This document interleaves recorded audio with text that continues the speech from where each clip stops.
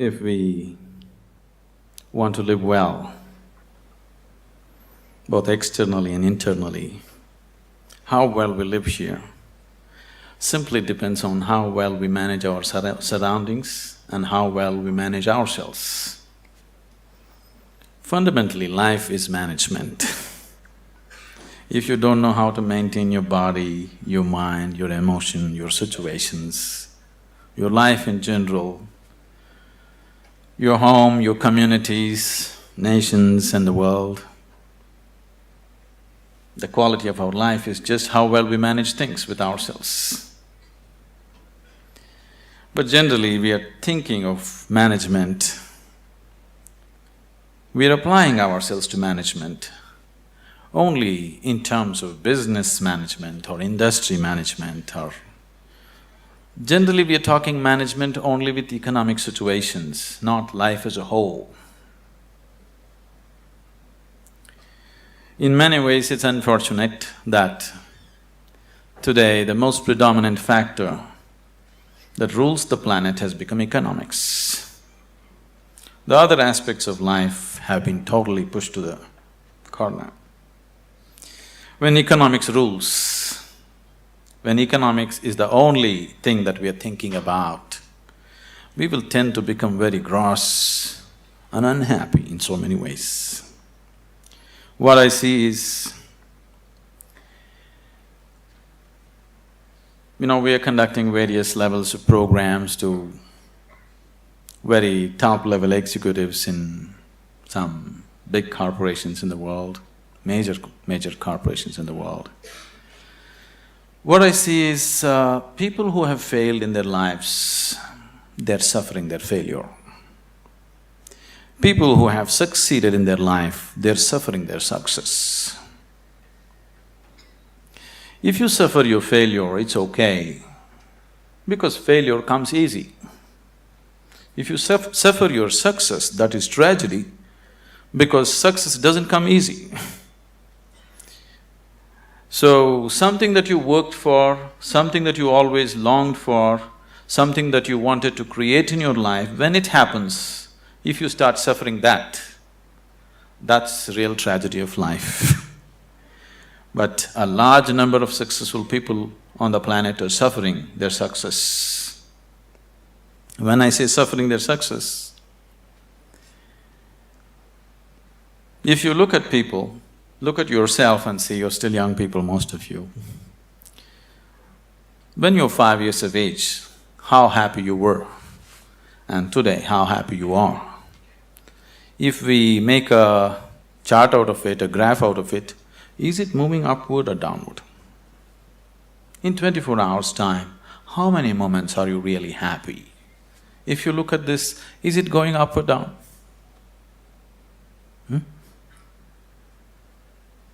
Is it going up or down? Down.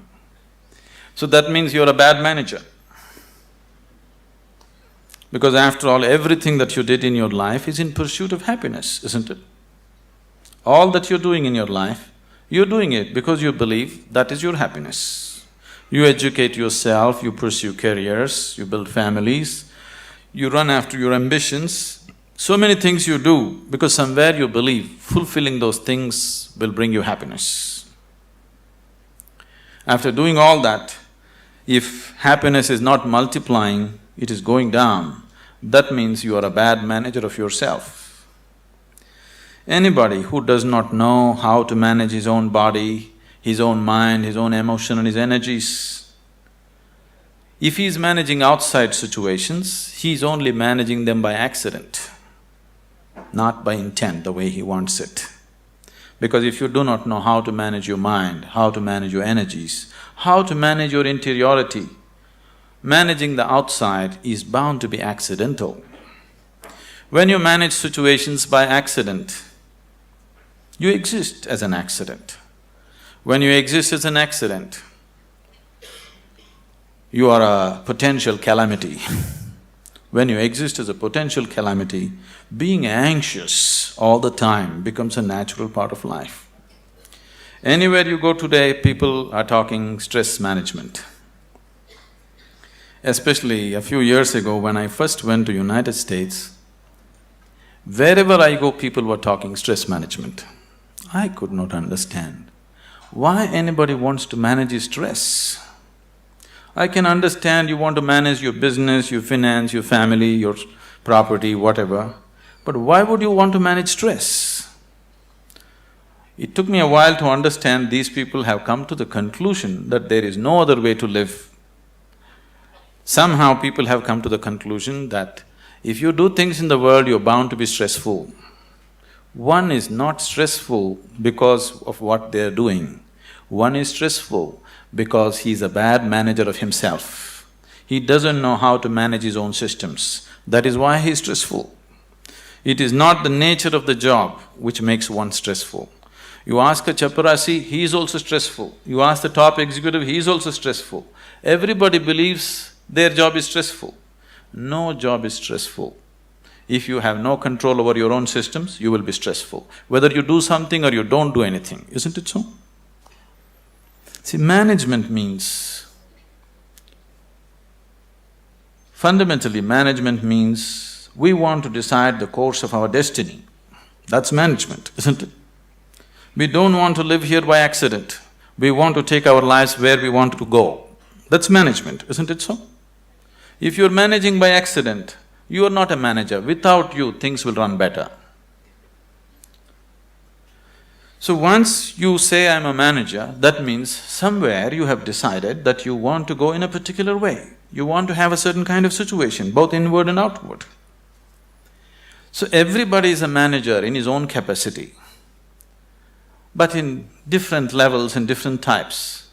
Whether you manage a kitchen where you cook for 4 people, or you manage a large industry where 10,000 people work, fundamentally, if you want to have a good kitchen or a good industry, you must be a good manager of that situation, isn't it? So whether you're managing a little kitchen or a large industry, if you want to manage outside situations, generally you will have to manage material and people around you.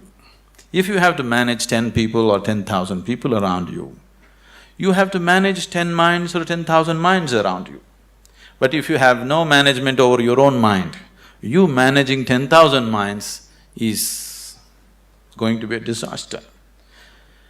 In the process of doing something, if we are destroying human beings, which is happening right now, in the process of managing a situation, the man is broken, then this kind of management is no good, because after all, every management that we do is only for human well-being.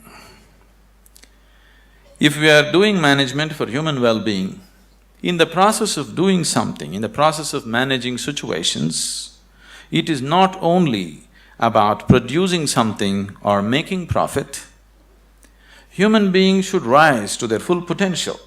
If we manage a situation properly, in simple process of working, you and the people who are working with you should be able to raise to their full potential. When I say rising to full potential, not just work potential, but as human beings, they must be able to rise to their full potential. If people work together, then people should be able to rise to the peak of their love, peace, compassion within themselves. If this doesn't happen, then it's bad management, because all management, the basic intent is human well-being. If that is not happening, you're just producing something, you're making little profit, but human beings are getting broken in the process, it doesn't mean anything. So if this kind of management has to happen, that just in managing a business, you find people around you raise to their peak, then you have to spend a certain amount of time in focusing on your inner management. If this doesn't happen, you will only manage situations by accident. A lot of people have understood management as a way of throwing their weight around. Can I tell you a joke? Are you okay?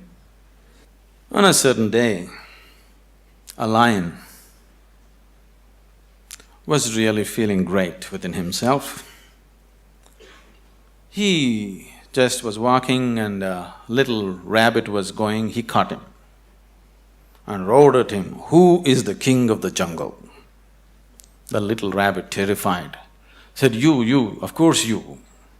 He let him go, swaggered around a little bit. Then he found a fox, caught him. "Who is the king of the jungle?" "Oh my lord, it's you, of course, nobody else but you." Then he swaggered around a little bit, caught a few more animals, everybody screamed out of fear, "You are the king of the jungle." Then he was in full swagger, like a manager, king of the jungle. Walked into a clearing in the jungle, there was a huge tusker standing. He went, stood in front of him and asked, "Who is the king of the jungle?" The tusker took his trunk, rolled him up, picked him up, twirled him around, smashed him to the ground. His back broke. Then the lion said, "You could have just told me."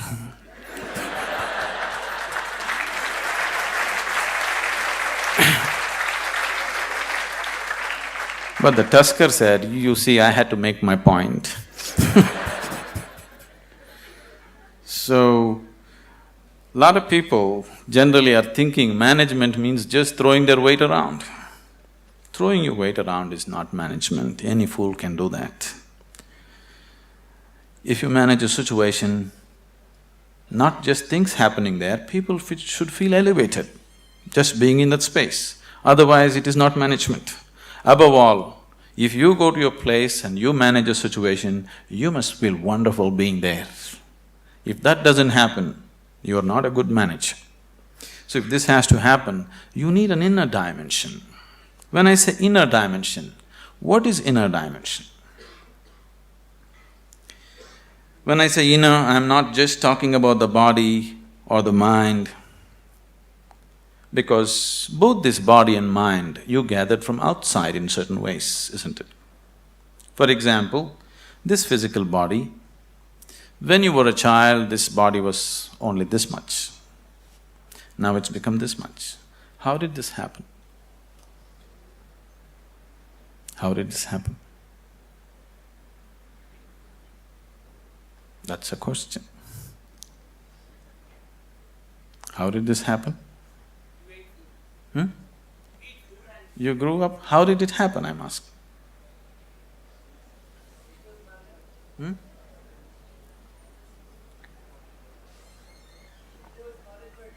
I'm sorry? How did it happen? How did all this body happen? Food that you ate, isn't it? What you call as my body is actually a heap of food that you gathered. What you call as food is just a piece of earth that you convert it into food and make it into body, isn't it? So this body is just a heap of food that you gathered over a period of time. What you call as my mind is a heap of impressions that you gathered from outside. Now you have a heap of food and a heap of impressions. If this much gathering has to happen, something more than this must exist, isn't it? If you are capable of gathering such a large body and so much mind, there must be something more fundamental than this. But that never comes into your experience. You're just lost in these two heaps, trying to make some sense out of it. Now, as there is a science, as there is a management science for external well-being, there is a management for science for inner well-being. It is just that most of the time we have not approached it scientifically, we're just believing by doing something, somehow everything will be okay. Right now, people are thinking by educating themselves they will live happily ever after, which you will discover after some time it's not so. By getting a job, they think they're going to be happy ever after, which you will discover it is not so. By making money, you think you're going to be happy ever after, you will discover it is not so. Somebody thinks by getting married they're going to be ever after, and they know it is not so. So, you're trying to somehow fool yourself into believing that by doing something everything will be okay. Though repeatedly it has let you down, still you believe that something else, some other miracle will make everything okay. It'll not be okay. It once happened. On a certain day, a bull and a pheasant were grazing on the field. You know a bull? A pheasant, a bird. The bull was grazing on the grass, the pheasant was picking ticks off the bull, they're partners,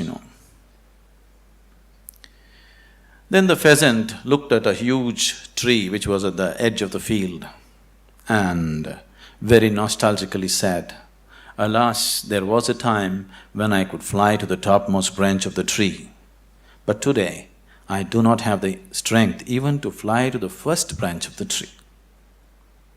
The bull very nonchalantly said, "That's no problem. Eat a little bit of my dung every day. You will see, within a fortnight's time you will reach the top of the tree." The pheasant said, "Oh, come off it. How is that possible?" The bull said, "Really, please try and see. The whole humanity is on it. You could try too." Very hesitantly, the pheasant started pecking at the dung, and lo, on the very first day it reached the first branch of the tree. In a fortnight's time, it reached the topmost branch of the tree. It just went and sat on the topmost branch and just looking at the scenery, enjoying it. The old farmer saw a fat old pheasant on the top of the tree. He took out his shotgun and shot him off the tree. So the moral of the story is, even bullshit can get you to the top, but never lets you stay there.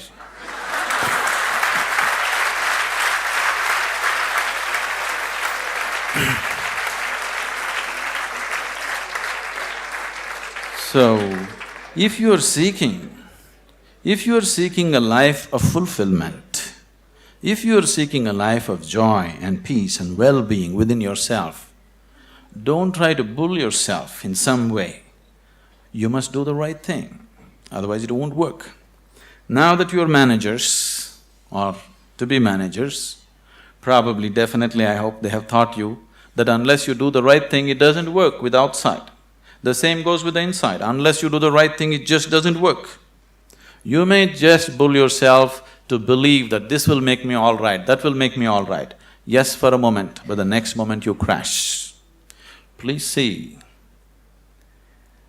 successful people, unsuccessful people, just look at their lives and see in 24 hours, how many moments are they really joyful? How many?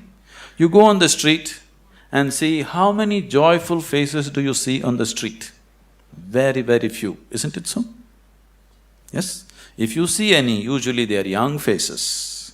Over 30 faces are all long faces. What's happened to them? For most of them, their lives have worked out far better than they ever imagined. If you look at yourself as a generation, never before another generation of people have been this comfortable and this well physically as you are right now, isn't it? Isn't it so? We are the most comfortable generation.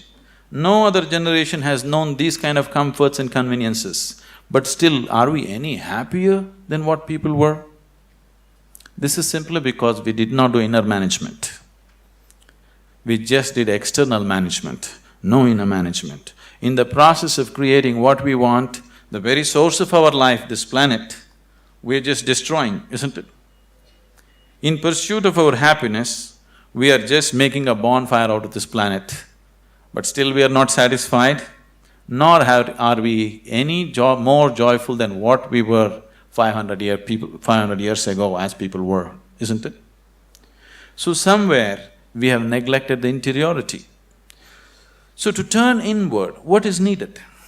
One reason why most young people here have never made any effort to turn inward is because today, any thinking person, the moment he can read ABC, speak English and he has extra alphabets next to his name, he develops an allergy towards anything spiritual.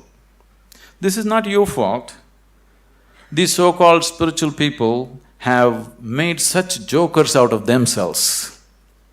They have presented spirituality in such terrible ways, ridiculous ways, that anybody who has any sense doesn't want to go anywhere near it. See, a spirituality means to know something which is beyond the physical. Right now, if you exist as a physical entity, as a body, as a mind, because both these things are accumulations from outside, whatever happens outside will happen inside. If what happens outside begins to happen within you all the time, then you being peaceful and happy is always accidental, because it doesn't matter who you are, how powerful you are, how great a manager you are, external situations will never be 100% in your control. That's the nature of the life. Even if you're just two people in the family, still you don't have absolute control over the situation, isn't it so? As the scope and play of your life increases, you have less and less control over the situations in which you live. That's the reality of life. So if whatever is happening outside is happening within you, you being peaceful and happy in your life is a faraway thing, it's never going to happen. Only when a person begins to experience a dimension beyond the physical within himself, then he can play with the physical world whichever way he wants. He can do the best that he can do with the outside world, but the interiority is undisturbed, always the way you want it. The outside world will not happen the way we want it 100%. At least the inner world should happen the way we want it, isn't it so? Isn't it so? The outside will never happen 100% the way we want it. That's the reality of life. But at least this one should happen the way we want it. If this is also not happening the way you want it, if your body, if your mind, if your emotions, if your energies are not functioning the way you want it, then this is the worst kind of slavery, because somebody else decides what should happen within you. If somebody else decides what should happen around you, that itself you call it slavery, isn't it so? Yes? Are we in talking terms or no? Okay, that's fine. If somebody decides what should happen around you, that itself you call as slavery. But if someone decides what should happen within you, is it not a more horrible way of being a slave? But please see, the whole world is in it. The only consolation is everybody is like this. Now that you're learning management as a science, I would like you to understand there is a whole science of inner management. If you don't learn that, you may manage businesses, you may manage industry, but still you will not live a life of fulfillment and well-being. If you want to live a life of fulfillment and well-being and offer the same to people around you, it's extremely important you know what it means to manage your interiority.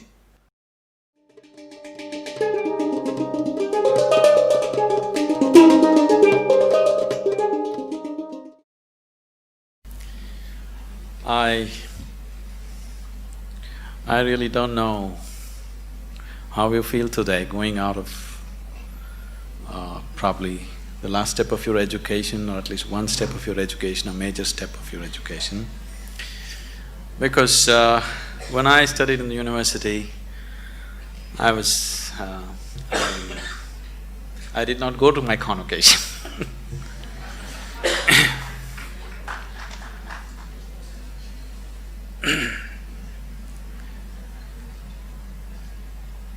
Somewhere, right from my childhood…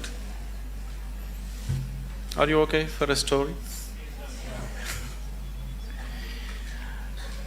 Right from my childhood, the education that I received, though they sent me to the best possible schools around, it didn't mean anything to me, because my sense of listening and looking at people was such. When the teachers were talking whatever, chemistry, biology or mathematics, one thing I could clearly see was whatever they were saying didn't mean a damn thing to them. And I was not willing to listen to anything from somebody who is talking something which doesn't mean anything to him. So, I always looked at the teacher. If he put his heart into it, I'm willing to be there. Otherwise, I'm out. Because somewhere I have so many things on my agenda for the day. 24 hours are packed with too many things. I'm not willing to spend an hour or even 5 minutes listening to someone who is talking something which doesn't mean anything to him. Even if he's talking nonsense, it doesn't matter. If it means something to him, I'm willing to listen to it. But if he's talking great things which don't mean anything to him, I am not willing to listen to him. So as a part of this, I spent… Your education is over, so I can talk. I spent almost 90% of my college hours outside, only 10% inside. Only when I saw somebody who is talking something with passion, I'm there. Otherwise, I'm just out. Now, this education, I'm repeatedly telling Dr. Majumdar and a few other people around here, I'm happy to see somebody's talking with some passion about what they're doing. Somebody, it doesn't matter what they're doing is right, wrong, okay, perfect or not. But someone has put his heart into it, it's okay, because human lives becomes beautiful not because we do the right things. Human lives become beautiful because we put our heart into what we're doing. It doesn't matter what we're doing, whether we are sweeping the floor or managing the country or what we are doing, if we are putting our heart into what we are doing, it's beautiful to be doing that activity. So I think it's a fortune that I've just seen a few people, I hope everybody here is putting their hearts into what they're doing and living in an atmosphere where people are passionate about what they're doing itself is highly enriching. Now that you're stepping into the world, not that you don't know, but anyway, now you're stepping into the world in a different dimension than the way you have been till now. Once you step into the world, there's going to be a lot of filth. There is corruption, there is nonsense, there is so many things happening everywhere. There are some set of people, a certain set of people, who will develop an allergy for this filth. They can't stand it. They usually run to the Himalayas because they're allergic to filth, they can't take it. They want everything pure. But such a thing will not happen because the filth of the world has one way or the other has entered our minds. Whether we empower that filth or not is all the option that we have. But we cannot avoid filth, it is there. All the nonsense that can happen in the world, you know in your head, isn't it? So one set of people develop allergy and try to run away, which they can never do, really. Another set of people, a large segment of people, unfortunately, have come to their own kind of philosophies. Anyway, world is full of filth, let me also become filth. So they have joined that, they have merged into the filth.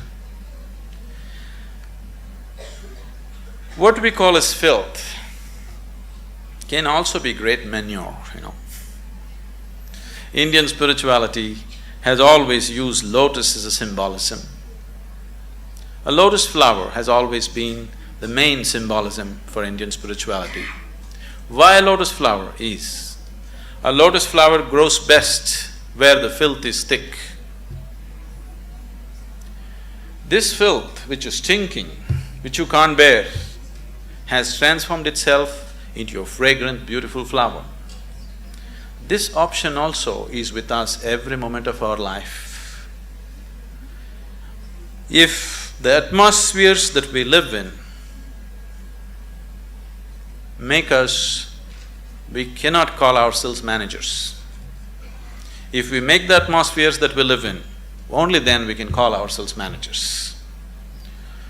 Being a manager means that we are going to create whatever we see as the most beautiful thing to happen right now. Allowing situations to create you is not management at all. Creating the situations that we want is management. As many of them have said many things,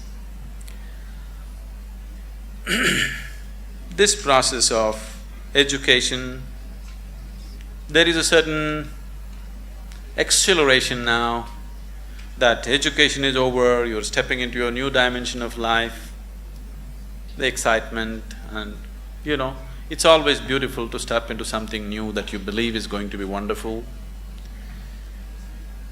But what we have seen with life with most people is, now let's say somebody got a job, the first day when they went and sat behind this table was the most fantastic place in the world. But within a few years, behind the same table, they're manufacturing blood pressure, diabetes, ulcers and whatnot. This is not because there is something wrong with the jobs that we do. This is not because there is something wrong with the world that we live in. It is simply because we have not paid sufficient attention to ourselves. We have paid too much attention to what is outside. To succeed in the world, people are always thinking, great aspirations will make you successful. Aspiration is just an initial starting point. Just because you aspire for success, just because you aspire for prosperity, just because you aspire for well-being, it doesn't happen.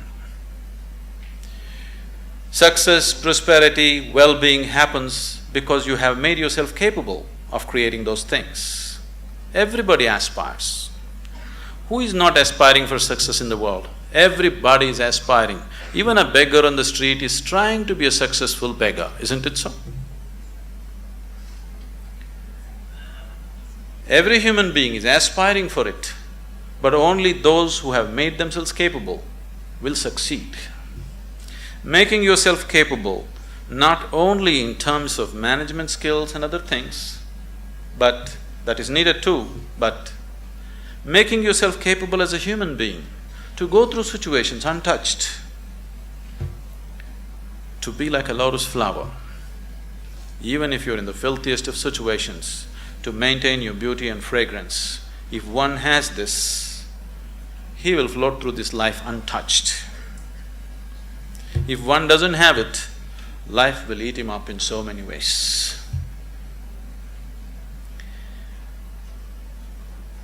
It's my wish and my blessing that this new set of managers will manage this world, this country, this community, and the business and commerce, which is part of our existence today in the world, in a much better way than the previous generations of people have done, because externally we are better equipped than ever before. If we make a little effort, it's a fortune that an institution has made an effort to equip you internally to whatever extent it was possible for them. If you equip yourself for internal management also, I'm sure that this group of people and many more who will pass out of this institution should definitely manage this world, this nation and the communities much, much better than the way it's been done till now. When it comes to management, there's no such thing as perfect management. It is just that if people give themselves absolutely to what they're doing, things will happen. Right now, the Isha Foundation, Dr. Karthikeyan, after seeing what's happening there, that's how he's been into this. It is run by all young people, the whole foundation. We have hundreds of centers in India and outside the country. Everything is managed by very young people. People who have been with us for 14, 15 years, they are just in their early 30s now. Very, very young people.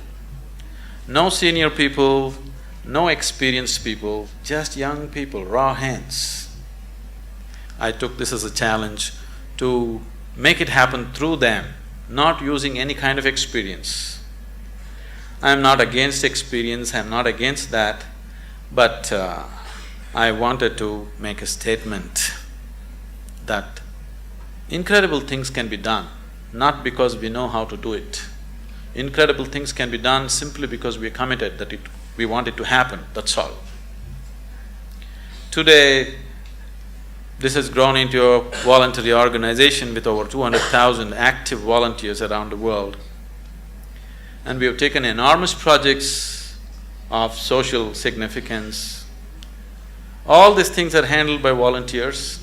They're not paid for it, they spend from their own pockets and do things. And you need to understand, managing these people, managing volunteers is much more difficult than managing paid employees because you can't fire them. You can never fire them for inefficiency or indiscipline or whatever, because they're there on a voluntary basis. So, people who manage these situations, very young people without any qualifications, they are such fantastic managers of people. The way they manage the situations, the way they conduct thousands of people has set such a exemplary example in the community there. I would take this opportunity someday that when it's possible you visit Isha Yoga Center as to how things are managed, so simply, because management doesn't come… I know you need to learn about finance, this, that, banking and those kind of things, but fundamentally management is your ability to be capable of inspiring people to do their best. And that's all we can do. If everybody around us are doing their best, that's the best possible management that can happen. So this is not going to come with manipulation, this is only going to come with dedication, this is only going to come with love, this is only going to come because you are willing to give yourself 100% to the person who is next to you at that moment. Oh, is all this possible? Is it not all utopian? You think this is the reality in the corporate sector? I'm telling you, we are working in the prisons, we are working in rural areas, we are working with major corporations in the world. It doesn't matter what kind of person you meet. If you just learn to touch the core of his humanity, then you see every human being is willing to do his best for you, always. If you just learn how to touch the very core of a human being who is around you right now, you will see everybody is willing to lay their lives down for you. Only if people around you love you and they want to do the best for you, you will not get ulcers doing management. If people around you are trying to pull you down, you will anyway get ulcers trying to manage situations. Isn't it so? If you do not create the people who truly love us and wanting to give their best, then management is going to be a pain. Management is going to be a huge suffering. Only when people around us really want to do the best for you, only then management can happen wonderfully.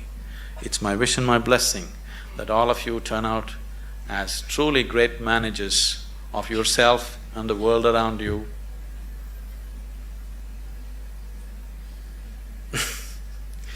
Our lives become beautiful not because of what we do. Our lives becomes beautiful simply because we have included everybody around us as a part of our dream of well-being. I hope all of you become truly successful and well. In whatever way, with inner technologies, if you need any help, we are always available to you. It's been a joy to be here in this institution. I've been to any number of colleges. People are the same, but creating an institution with some sense of commitment for inner well-being in today's world is… I'm too happy. Thank you.